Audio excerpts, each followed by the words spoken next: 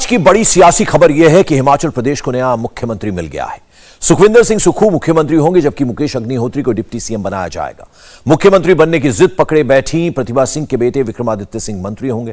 हिमाचल को आज नया मुख्यमंत्री तो मिल गया, लेकिन जो काम आसानी से हो सकता था उसके लिए खूब तमाशा हुआ, जबकि गुजरात में यह काम आसानी से निपट गया। भूपेंद्र पटेल ही मुख्यमंत्री होंगे और बहुत जल्द वो प्रधानमंत्री नरेंद्र मोदी से मिलने दिल्ली आएंगे। 2022 में यही दो चुनाव अहम थे, लेकिन 2023 में चुनाव ही चुनाव है। 2023 में 9 राज्यों में चुनाव और उसके बाद 2024 में होगा सबसे बड़ा चुनाव। इस चुनाव को लेकर कौन सी पार्टी अभी से तैयारियों में जुट गई है, कौन खामोश बैठा है, 2024 की जंग को जीतने के लिए किसने क्या चक्रव्यूह बनाया है, क्या 2023 के चुनाव में इस चक्रव्यूह का ट्रायल होगा, क्या बीजेपी ही नंबर 1 पार्टी होगी और क्या केजरीवाल की आम आदमी पार्टी 2024 के चुनाव में कांग्रेस को पीछे छोड़ पाएगी। इस वक्त क्या है देश का सियासी मूड और 2024 के लिए क्या है बीजेपी का 400 सीट जीतने का प्लान, देखिए हमारी इस एक्सक्लूसिव रिपोर्ट में।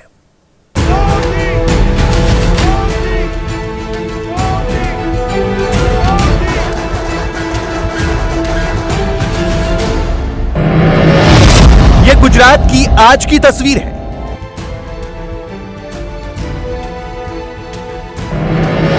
क्या 2024 में देश की तस्वीर भी ऐसी होगी?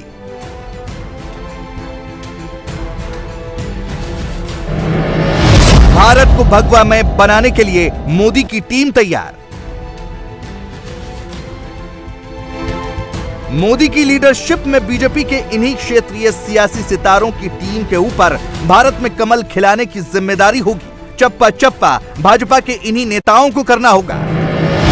पूरा देश भगवामय होने की बात इस वक्त भले ही कई लोगों को नामुमकिन लगे, लेकिन नामुमकिन शब्द नरेंद्र मोदी के शब्दकोश में नहीं है। 21 साल के अपने सार्वजनिक जीवन में नरेंद्र मोदी अब तक गुजरात से लेकर देश की सियासत में ऐसे कई कमाल कर चुके हैं जो असंभव लगते थे और मोदी ने उन्हें संभव कर दिखाया। 2014 में मोदी की अगुवाई में बीजेपी ने चुनाव लड़ा तो अकेले दम पर बहुमत दिला दिया। 1984 के बाद पहली बार ऐसा हुआ था। 2019 में मोदी ने बीजेपी को 300 से ज्यादा लोकसभा सीट दिला दी। ऐसे में अब सवाल उठ रहा है कि क्या मोदी 2024 में बीजेपी को 400 के पार पहुंचा देंगे। आज हम आपको यही बताएंगे कि बीजेपी 400 के पार कैसे पहुंच सकती है, मोदी इसके लिए क्या प्लान बना रहे हैं। और ये कोई ख्याली पुलाव नहीं है। आखिर ये किसने सोचा था कि गुजरात की 182 सीटों वाली विधानसभा में बीजेपी अकेली 150 से ज्यादा सीट जीत लेगी, लेकिन मोदी ने यह चमत्कार भी कर दिखाया। 2022 के विधानसभा चुनाव के बाद गुजरात का सियासी नक्शा कुछ ऐसा दिख रहा है। हर तरफ कमल ही कमल है। पूरा गुजरात भगवामय है। 17 सीटों पर सिमट चुकी कांग्रेस और 5 सीट जीतने वाली आम आदमी पार्टी बहुत पीछे है। अकेले बीजेपी को गुजरात में 53% वोट मिला है। और सबसे खास बात यह है कि बीजेपी ने कमाल तब किया जब गुजरात की बागडोर नरेंद्र के नहीं बल्कि भूपेंद्र के हाथों में है। लेकिन नरेंद्र मोदी ने चुनाव से पहले ही यह वादा कर दिया था कि इस बार वो बीजेपी को गुजरात में 150 के पार करवाएंगे और उन्होंने ये करके दिखा दिया। मोदी ने जीत के बाद खुद इस बात का जिक्र भी किया था। चुनावों के दौरान मैंने गुजरात के भाई बहनों और युवाओं से कहा था कि इस बार नरेंद्र का रिकॉर्ड टूटना चाहिए और मैंने वादा किया था कि भूपेंद्र नरेंद्र का रिकॉर्ड तोड़े, इसलिए नरेंद्र जी जान से मेहनत करेगा।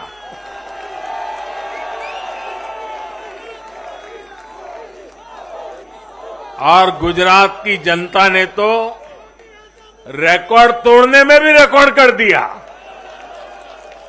उसने गुजरात की स्थापना से लेकर के अब तक सारे रिकॉर्ड तोड़ दिए। गुजरात की जीत के साथ ही मोदी और बीजेपी ने अगला टारगेट सेट कर दिया है। गुजरात में जीत का नया रिकॉर्ड बनाने के बाद अब बीजेपी का टारगेट लोकसभा चुनाव में जीत का नया रिकॉर्ड बनाना है। फिलहाल लोकसभा चुनाव में सबसे ज्यादा सीट जीतने का रिकॉर्ड राजीव गांधी के नाम है। 1984 में हुए लोकसभा चुनाव में राजीव गांधी की लीडरशिप में कांग्रेस ने 404 सीटें जीती थी। लेकिन ये चुनाव इंदिरा गांधी की हत्या के तुरंत बाद हुए थे। कांग्रेस के पक्ष में सिंपैथी वेव थी। इसके बाद 2019 में बीजेपी ही ऐसी पार्टी थी जो 300 के पार पहुंची, लेकिन बीजेपी का लक्ष्य अब 2024 में 400 के पार पहुंचना है। बीजेपी चाहती है कि 2024 के लोकसभा चुनाव के बाद इंडिया का पॉलिटिकल मैप कुछ इस तरह दिखे। इनमें जिन राज्यों को हमने पूरी तरह भगवामय दिखाया है, उन राज्यों में बीजेपी 2014 और 2019 में यह कमाल कर चुकी है और 2024 में भी ऐसा करना मुमकिन है। इस मैप में कुछ राज्य ऐसे हैं जो पूरी तरह भगवामय नहीं है। इन राज्यों में जीत के लिए बीजेपी क्या रणनीति बना रही है, कौन से फैक्टर और कौन सी पार्टियां बीजेपी की जीत में मददगार हो सकती हैं, वो हम आपको दिखाएंगे, क्योंकि बीजेपी अपने भगवामय भारत के सपने को साकार करना चाहती है। पीएम मोदी की एक बड़ी खासियत यह है कि सबसे पहले तो वो एक इम्पॉसिबल से दिखने वाले टारगेट को सेट करते हैं, फिर उस टारगेट को अचीव करने के लिए अपनी पूरी ताकत लगा देते हैं। पीएम खुद माइक्रो लेवल पर रणनीति बनाते हैं, उसके बाद संगठन के नेताओं को उसको इम्प्लीमेंट करने की जिम्मेदारी सौंपकर लगातार रिपोर्ट लेते रहते हैं। पीएम मोदी खुद बहुत मेहनत करते हैं और संगठन के नेताओं को भी ढिलाई का कोई मौका नहीं छोड़ते। पीएम मोदी को पता है कि सरकार के कामकाज और संगठन के कामकाज में समय का संतुलन कैसे बनाए रखना है। यह पीएम मोदी की मेहनत का नतीजा है कि आज बीजेपी पूरे देश में एक वेल ऑयल्ड इलेक्शन मशीनरी के तौर पर तब्दील हो गई है। एक इलेक्शन का रिजल्ट आया नहीं कि पार्टी दूसरे इलेक्शन की तैयारी में जुट जाती है। गुजरात में जिस प्रकार से बीजेपी को चुनावी सफलता हासिल हुई, और पीएम मोदी और टीम की कोशिश है कि साल 2024 के लोकसभा चुनाव में पूरे देश में भगवा का चुनावी रंग उसी प्रकार का दिखे। गुजरात में बीजेपी ने 85% सीटों पर जीत भूपेंद्र पटेल की अगुवाई में हासिल की। चुनाव से पहले वो ही मुख्यमंत्री थे, फिर वही मुख्यमंत्री बनने वाले हैं। भूपेंद्र पटेल की इस ऐतिहासिक जीत ने अब बीजेपी के दूसरे क्षेत्रीय क्षत्रपों के सामने भी बड़ी लकीर खींच दी है। अब इनके सामने भी बीजेपी को गुजरात जैसी ही जीत दिलाने की जिम्मेदारी होगी। हालांकि इन सब नेताओं की अगुवाई मोदी ही करेंगे। मोदी ही वो पावर सेंटर होंगे जहां से इन सब नेताओं को एनर्जी मिलेगी। लेकिन इसके साथ ही इन सब नेताओं पर भी ये जिम्मेदारी होगी कि वो खुद भी मेहनत करें, अपने अपने राज्यों में बीजेपी को वैसी ही जीत दिलाएं जैसी गुजरात में भूपेंद्र पटेल ने दिलाई है। गुजरात में जिस दिन रिजल्ट आया था, उसी दिन मोदी ने ये एजेंडा सेट कर दिया कि देश की सियासत में बीजेपी को लंबी पारी खेलनी है। मोदी ने 2047 तक का टारगेट सेट किया और ये भी बता दिया कि बीजेपी के सामने कौन कौन सी चुनौतियां आने वाली हैं और उनसे निपटने के लिए क्या क्या करना होगा। कि अब जुल्म बढ़ने वाला है, अब मान के चलिए मुझ पर भी बढ़ने वाला है, आप सब पर भी बढ़ने वाला है, क्योंकि ये सहन नहीं कर पाएंगे, ये पचा नहीं पाएंगे। और उसका जवाब यही है, हमें अपनी सहन शक्ति बढ़ाना है। 2047 जब हिंदुस्तान आजादी के 100 साल मनाएगा, विकसित भारत हमारे नौजवानों के हाथ में हम दे के जाएंगे दोस्तों। 2047 जब हिंदुस्तान आजादी के 100 साल मनाएगा, विकसित भारत हमारे नौजवानों के हाथ में हम दे के जाएंगे। मोदी ने तो इशारों में कह दिया है कि काम ऐसा करना है जिससे बीजेपी 2047 तक यानी भारत की आजादी के 100 साल पूरे होने तक सत्ता में रहे और बीजेपी की अगुवाई में भारत एक विकसित राष्ट्र बने। विकसित भारत हमारे नौजवानों के हाथ में हम दे के जाएंगे।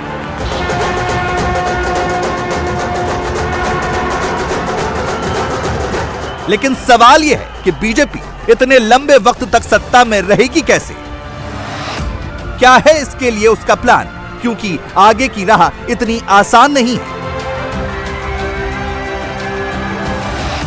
इस वक्त अगर राज्य सरकारों की बात करें तो देश के 16 राज्यों में या तो बीजेपी की सरकार है या फिर वो सहयोगी दलों के साथ सरकार में शामिल है। इनमें यूपी, महाराष्ट्र, मध्य प्रदेश, गुजरात, कर्नाटक जैसे बड़े राज्यों के अलावा नॉर्थ ईस्ट के सभी राज्य, सिक्किम, गोवा और पुडुचेरी जैसे राज्य शामिल हैं। यानी अगर राज्य सरकारों के हिसाब से बात करें तो देश का सियासी मैप फिलहाल ऐसा दिखता है। लेकिन बीजेपी का टारगेट तो पूरे देश को भगवा रंग में रंगने का है। वो चाहती है कि हर राज्य में बीजेपी की सरकार बने, हर जगह कमल खिले, ये साल तो खत्म होने को है। अब अगले साल यानी 2023 में 9 राज्यों में विधानसभा चुनाव होने हैं, जिनमें कर्नाटक, छत्तीसगढ़, मध्य प्रदेश, राजस्थान और तेलंगाना शामिल हैं। इनमें से कर्नाटक और मध्य प्रदेश में तो बीजेपी की सरकार है, जबकि राजस्थान में कांग्रेस और तेलंगाना में केसीआर की पार्टी की सरकार है। इसके अलावा 2024 के लोकसभा चुनाव के साथ ओडिशा और आंध्र प्रदेश जैसे बड़े राज्यों के असेंबली इलेक्शन होंगे और इन दोनों जगहों पर भी गैर बीजेपी ही सरकार है। देश के कई राज्य ऐसे हैं जहां बीजेपी सत्ता में नहीं है, लेकिन अगले 1.5 साल में जिन राज्यों में चुनाव होने हैं वहां बीजेपी ने 2019 में अच्छा परफॉर्म किया था। मसलन राजस्थान और छत्तीसगढ़ में लगभग क्लीन स्वीप था और उड़ीसा और कर्नाटक में बीजेपी का प्रदर्शन शानदार था। लेकिन 2024 के चुनाव से पहले बीजेपी के लिए इन स्टेट इलेक्शन में अच्छा परफॉर्म करना जरूरी होगा, क्योंकि अगर इन विधानसभा चुनाव में बीजेपी की हार होती है तो 2024 का मिशन मुश्किल होगा। इसलिए प्रधानमंत्री नरेंद्र मोदी ने अपने रीजनल नेताओं को कह दिया है कि गुजरात की तर्ज पर भूपेंद्र पटेल के अंदाज में नतीजे लाने की कोशिश करें। अगर ऐसा होता है तो बीजेपी के लिए 2024 में 400 प्लस का टारगेट अचीव करना संभव होगा। हालांकि कुछ राज्य ऐसे हैं जिनको लेकर बीजेपी को टेंशन नहीं है। ये वो राज्य हैं जहां या तो बीजेपी की सरकार है या फिर सरकार ना होने के बावजूद मोदी की लीडरशिप में लोकसभा चुनाव में बीजेपी बढ़िया प्रदर्शन करती रही है। उत्तर प्रदेश, मध्य प्रदेश, गुजरात, उत्तराखंड, हिमाचल प्रदेश जैसे राज्यों को लेकर बीजेपी को कोई टेंशन नहीं है। उत्तर प्रदेश में अब सिर्फ बीजेपी और समाजवादी पार्टी ही मुकाबले में है। गुजरात में लगातार 2 बार से बीजेपी क्लीन स्वीप कर रही है। यही हाल उत्तराखंड का भी है। लेकिन कुछ राज्य हैं जहां बीजेपी के लिए मुश्किल खड़ी करने की कोशिश की जा रही है। लेकिन इन राज्यों के लिए मोदी ने अपनी टीम बनाई है।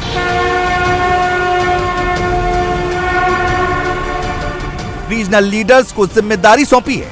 मोदी उनके सामने चैलेंज रख रहे हैं, साथ ही उन्हें चुनाव में परफॉर्म करने के लिए सपोर्ट भी दे रहे हैं। 2024 में बीजेपी के मिशन 400 पार के लिए इन नेताओं की भूमिका अहम होने वाली है।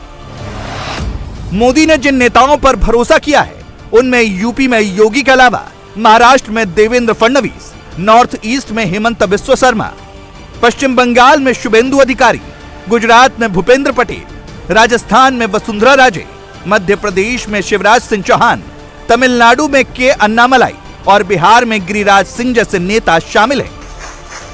इनमें से भूपेंद्र पटेल तो अभी फर्स्ट क्लास में एग्जाम पास कर चुके हैं और वो भी डिस्टिंक्शन के साथ।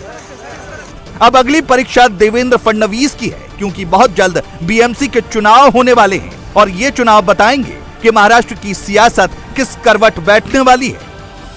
बीजेपी के खिलाफ महाराष्ट्र में जो विपक्षी एकता है वो कितनी ताकतवर है।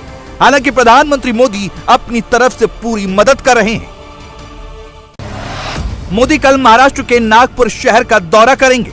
यहां वो वंदे भारत एक्सप्रेस ट्रेन को हरी झंडी दिखाएंगे, नागपुर मेट्रो के पहले चरण की शुरुआत करेंगे और दूसरे चरण की आधारशिला रखेंगे। नागपुर के दौरे में मोदी करीब 75,000 करोड़ रुपए की परियोजनाओं का शिलान्यास और उद्घाटन करेंगे। वो नागपुर और शिरडी को जोड़ने वाले समृद्धि महामार्ग के पहले चरण का उद्घाटन करने के साथ ही नागपुर के मिहान इलाके में बने एम्स को राष्ट्र को समर्पित करेंगे। नागपुर का जो दौरा है महाराष्ट्र को बाला साहब ठाकरे समृद्धि महामार्ग की एक बहुत बड़ी भेंट सौगात इस दौरे से मिलने वाली है। इससे महाराष्ट्र के विदर्भ, मराठवाड़ा और नॉर्थ महाराष्ट्र जैसे इलाकों का भाग्य बदलने वाला है। साथ साथ कई और कार्यक्रम हैं, लेकिन 2 बड़ी सौगातें नागपुर शहर को हमारे प्रधानमंत्री जी ने दी है। मेट्रो का फेज 2 और नाग नदी रिजुविनेशन का प्रोजेक्ट जो 2000 करोड़ का प्रोजेक्ट है, जिसको जायका फंड कर रहा है। इसके कारण मैं ऐसा मानता हूं कि नागपुर के विकास में बहुत बड़ी गति मिलने वाली है। तो प्रधानमंत्री जी ने महाराष्ट्र और नागपुर को बहुत बड़ी सौगात दी है। मोदी और बीजेपी तो 2024 में अपने मिशन 400 पार को पूरा करने में जी जान से जुटे हैं, लेकिन विपक्ष भी अपनी तरफ से पूरी कोशिश कर रहा है कि मोदी के रास्ते में नए नए कांटे बिछाए जाएं। अगले कुछ महीनों में दो बड़े चुनाव होने वाले हैं, वो हैं कर्नाटक विधानसभा का चुनाव और बीएमसी इलेक्शन। इसे देखते हुए विपक्ष ने कर्नाटक महाराष्ट्र बॉर्डर विवाद को सुलगाने का काम किया है। कर्नाटक और महाराष्ट्र दोनों ही जगह बीजेपी की सरकार है। विपक्ष की कोशिश है कि इस मामले में बीजेपी को ऐसा घेरा जाए कि उसे कर्नाटक में भी नुकसान हो और बीएमसी इलेक्शन में भी। बीजेपी भी इस बात को समझ रही है, इसीलिए उसके नेता खुलकर नहीं बोल रहे। उद्धव ठाकरे तो इस मुद्दे पर प्रधानमंत्री मोदी से बयान देने की मांग कर रहे हैं, लेकिन कर्नाटक के चीफ मिनिस्टर बसवराज बोम्मई कह रहे हैं कि बॉर्डर विवाद को शांतिपूर्वक सुलझा लिया जाए। इस मुद्दे पर कर्नाटक के बीजेपी सांसद जल्द ही होम मिनिस्टर अमित शाह से मिलेंगे और वो खुद भी अमित शाह से मिलने जाएंगे। ये केस सुप्रीम कोर्ट में है। हमारा पक्ष सुप्रीम कोर्ट में मजबूत स्थिति में है। हमारी सरकार सीमा मुद्दे पर कोई समझौता नहीं करेगी। मैंने कर्नाटक के बीजेपी सांसदों से कर्नाटक महाराष्ट्र सीमा विवाद को लेकर सोमवार को केंद्रीय गृह मंत्री अमित शाह से मुलाकात करने के लिए कहा है। मैं भी जल्द गृह मंत्री से मिलूंगा और उन्हें इस मुद्दे पर कर्नाटक के पक्ष के बारे में बताऊंगा।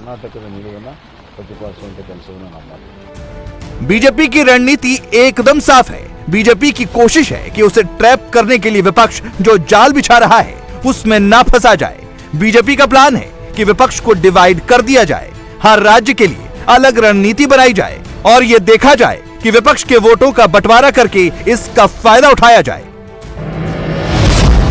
गुजरात विधानसभा चुनाव में बीजेपी का वोट शेयर 53% रहा, यानी जितने लोगों ने वोट डाले उसमें से 53% लोगों ने बीजेपी को चुना और इसी का नतीजा रहा कि गुजरात में बीजेपी को ऐतिहासिक बहुमत मिला, 156 सीट मिली। अब बीजेपी की रणनीति दूसरे राज्य में भी अपने वोट शेयर को 50% और इसके आगे ले जाने की है। बीजेपी को लगता है कि अगर उसका वोट शेयर 50% के आसपास पहुंच जाए तो फिर उसे 2024 के लोकसभा चुनाव में 400 के पार पहुंचने से कोई नहीं रोक सकता, क्योंकि ऐसे बहुत कम राज्य हैं जहां दो पार्टियों में सीधी फाइट होती हो। अगर बीजेपी का वोट शेयर 50% के आसपास पहुंचा तो बाकी के 50% वोट अपोजिशन की दूसरी पार्टीज में डिवाइड होंगे और जीत बीजेपी को मिलेगी। अगर देश की मौजूदा सियासत की बात करें तो पश्चिम बंगाल, तमिलनाडु, आंध्र प्रदेश, पंजाब और केरल ऐसे राज्य हैं जहां बीजेपी के लिए अपने 50% मिशन को पूरा करना बहुत मुश्किल है। इन राज्यों में बीजेपी ट्रेडिशनली मजबूत नहीं रही है। पश्चिम बंगाल में तो बीजेपी काफी मेहनत के बाद मुख्य विपक्षी दल बन गई है, लेकिन आंध्र प्रदेश, तमिलनाडु, केरल और पंजाब में अभी भी बीजेपी को बहुत मेहनत करना बाकी है। और अगर बीजेपी को अपने मिशन 400 को पूरा करना है तो तमिलनाडु और आंध्र प्रदेश में अपनी पैठ को बढ़ाना होगा, क्योंकि लोकसभा सीटों के लिहाज से ये राज्य काफी अहम है।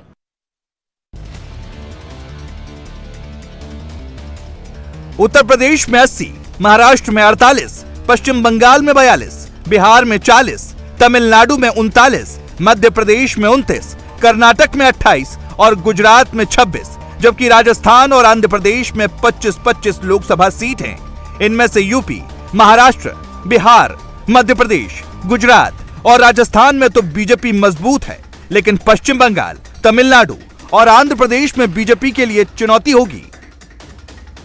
इसे देखते हुए बीजेपी की कोशिश है कि जिन राज्यों में पार्टी कमजोर है वहां अपोजिशन के वोट डिवाइड कर दिए जाएं। अगर वोटों का बंटवारा होगा और बीजेपी का अपना वोट बैंक इंटैक्ट रहेगा तो कम वोट पाकर भी बीजेपी जीत हासिल कर सकती है, क्योंकि हर जगह तो गुजरात की तरह बीजेपी को 50% वोट शेयर नहीं मिल सकता। बीजेपी की कोशिश होगी कि जिस तरह गुजरात और उत्तराखंड में आम आदमी पार्टी ने कांग्रेस को नुकसान पहुंचाया, वैसा ही हर राज्य में कोई न कोई पार्टी करे। गुजरात में आम आदमी पार्टी को 13% वोट मिले, बीजेपी की बम्पर जीत हुई। हिमाचल में आम आदमी पार्टी को महज 1.10% वोट मिले और यहां कांग्रेस जीत गई, जबकि कांग्रेस को बीजेपी से महज 1% ज्यादा वोट मिले थे।